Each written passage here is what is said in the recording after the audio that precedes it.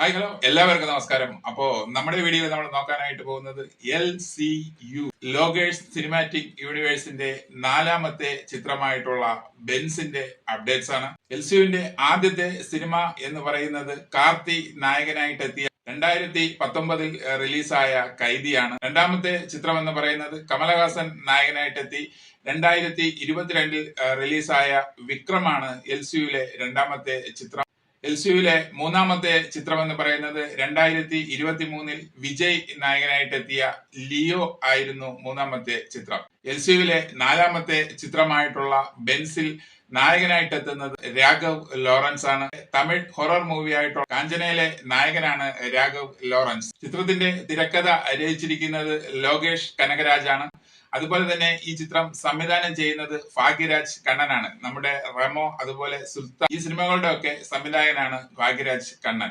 Action thriller ജോണറിൽപ്പെട്ട ബെൻസിന്റെ first character promo പുറത്തുവിട്ടിരിക്കുക. അത് മറ്റാരുമല്ല, നമ്മുടെ പ്രിയപ്പെട്ട നിവിൻ പോളിയാണ് ഈ ചിത്രത്തിലെ ആദ്യത്തെ ക്യാരക്ടർ പ്രൊമോ ആയിട്ട് പുറത്തെത്തിയിരിക്കുന്നത്. ഒരു കൊടൂര വില്ലനായിട്ടാണ് ഈ ചിത്രത്തിൽ നമ്മുടെ നിവിൻ പോളി എത്തുന്നത്.